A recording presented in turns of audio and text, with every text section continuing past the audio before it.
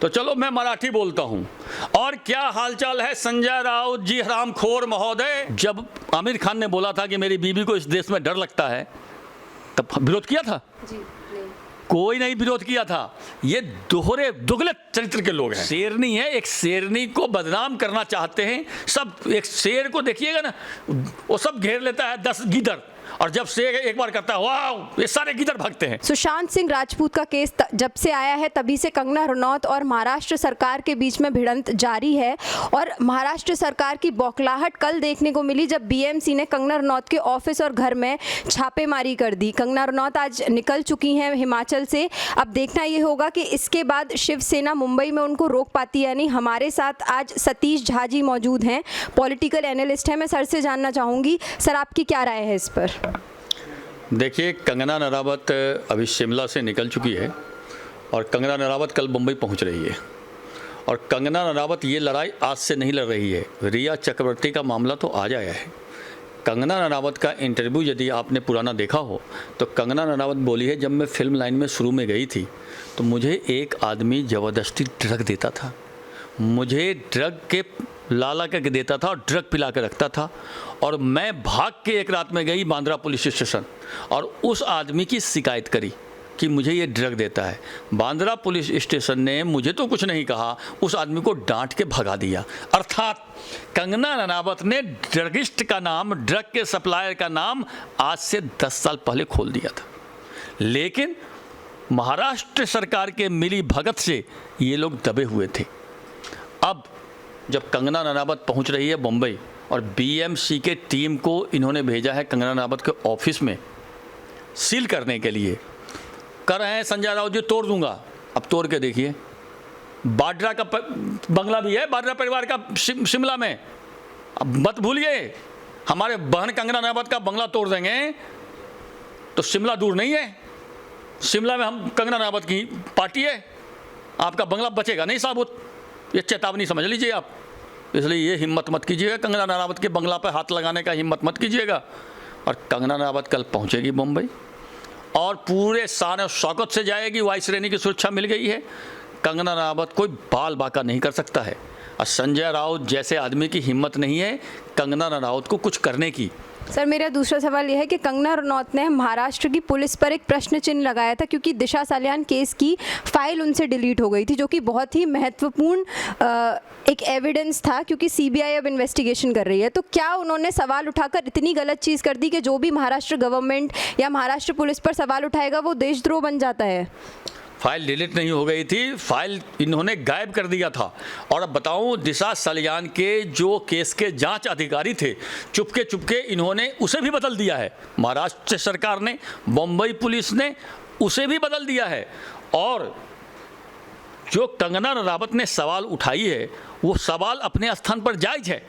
ये लोग आक्रमण कंगना रनावत पर इसलिए कर रहे हैं कि कंगना रनावत के सवाल से ये भागना चाहते हैं। कंगना रनावत के जायज़ सवाल से भागना है आपको, तो आप क्या कीजिएगा, उल्टे आक्रमण कर दीजिए, उल्टे उस पर आरोप लगाने लीजिए।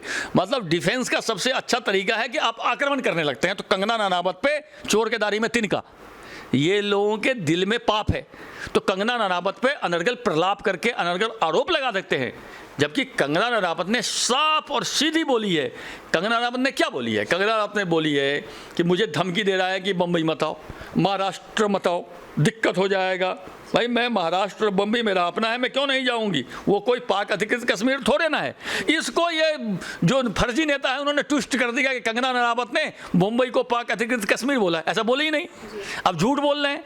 ये झूठे मक्कार लोग हैं, कंगना रनावत को बदनाम करना चाहते हैं। कंगना रनावत शेरनी है, शेरनी है, एक शेरनी को बदनाम करना चाहते हैं सब। एक शेर को देखिएगा ना, वो सब घेर लेता है 10 गीदड़, और जब शेर एक बार करता है वाह, ये सारे गीदड़ भागते हैं। ये गीदड़ हैं। संजय राउत कहते हैं कि वो मराठा हैं, लेकिन एक लड़की को हरामखोर बोलते हुए उनको शर्म नहीं आती है। उसके बाद जब उनसे इस चीज़ का क्लैरिफिकेशन मांगा जाता है तो वो ये बोलते हैं कि हमारे यहाँ तो नॉटी, हरामखोर का मतलब नॉटी होता है। तो ये कहाँ से कहाँ तक से, ये हमारे देश में जहाँ लड़कियों की पूजा की जाती है, औरतों को देवी माना जाता है, वो ये बोल रहे हैं कि हरामखोर शब्द का मतलब हमारी डिक्शनरी में तो नॉटी है। तो चलो मैं मराठी बोलता हूँ। और क्या हालचाल है संजय राउत जी हरामखोर महोदय। ठीक है, मैं मराठी बोलूँगा, संजय राउत जी हरामखोर जी, ये बोलना है। ये पागलपन है, लोगों को बेवकूफ़ समझते हैं ये लोग। और एक नारी की बेइज्जती, कहा किताब पढ़िए आप, कविता देखिए, नारी तुम केवल श्रद्धा हो, विश्वास रजत नग पद दल में, पीयूष स्रोत सी बहा करो जीवन के शून्य समतल में। ऐसे सुंदर नारी जो दुनिया के शून्य मरुस्थल में, रेगिस्तान में कमल खिला देती है, उसके लिए ऐसा बोलना शोभा नहीं देता संजय राउत को। संजय राउत जी ये दुनिया को बेवकूफ़ समझते हैं। नॉटी है, नॉटी हरामखोर का मतलब नॉटी होता है। तो मैं महाराष्ट्र जितने शिवसेना के नेता है उसको हरामखोर बोलूं और फिर बोलूंगा तो नॉटी होता है मतलब। संजय राउत जी का मैं चेला हूं जी, नॉटी होता है मतलब। ये दुनिया को बेवकूफ़ समझते हैं, लेकिन दुनिया अब इन्हें बेवकूफ़ समझती है।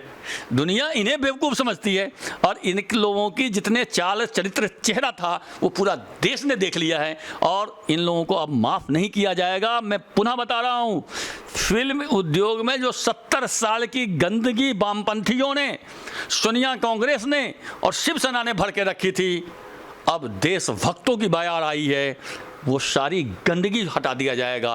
फिर देखिएगा फिल्म उद्योग में सामान्य घर का लड़का लड़की भी जिनमें प्रतिभा है, फिल्म उद्योग में आगे बढ़ेगा। अभी तक तो आपके परिवार के लोगों में प्रतिभा होते हुए भी प्रतिभा बेमौत मर जाती थी। उनकी शारीरिक रूप से मौत नहीं होती थी भले सही, उनकी प्रतिभा की तो बेमौत मौत हो जाती थी और ये लोग मौत करते थे। ये समय अब चला गया है। अब सही घर के अच्छे लड़के जिनमें प्रतिभा संपन्न लोग हैं वो भी फिल्म उद्योग में आगे बढ़ेंगे।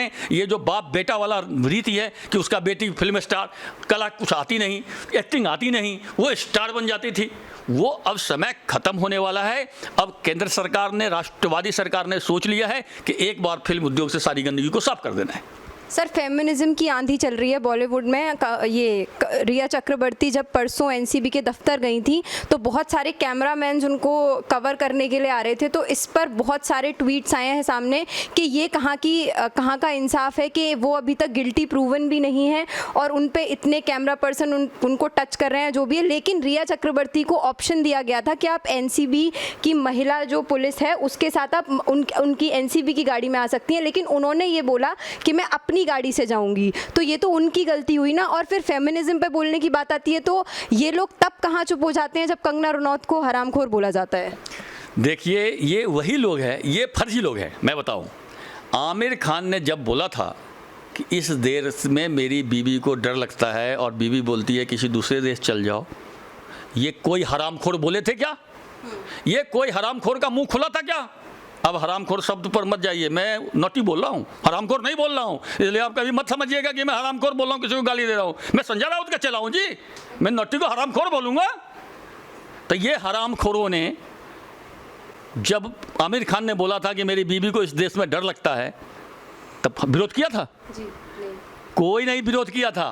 ये दुगले चरित्र के लोग हैं, ये दोहरे मापदंड के लोग हैं, इन लोगों का दोहरा चरित्र है और इन लोगों का चरित्र अब चलने वाला नहीं है। जनता समझ गई है कि इन लोगों का दोहरा चरित्र है।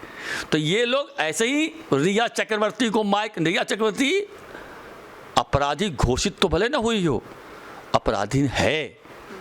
ये तो वही तर्क हुआ कि सोनिया गांधी, राहुल गांधी 5,000 रुपया के जमानत पे चोरी के बेईमानी के इल्जाम में है। जमानत मिलना कोई बरी होना नहीं है, कोर्ट जमानत किसी को भी दे देती है। Sonia Gandhi, Rahul Gandhi national Herald case में, वही आईटीओ में जो बिल्डिंग पे उसने किराया खा रहा था, 5,000 रुपये के जमानत पे है। हमारे घर के और आपके घर के बेटा यदि 5,000 रुपया के चोरी के इल्जाम में जमानत होता है, थू थू फेंकता।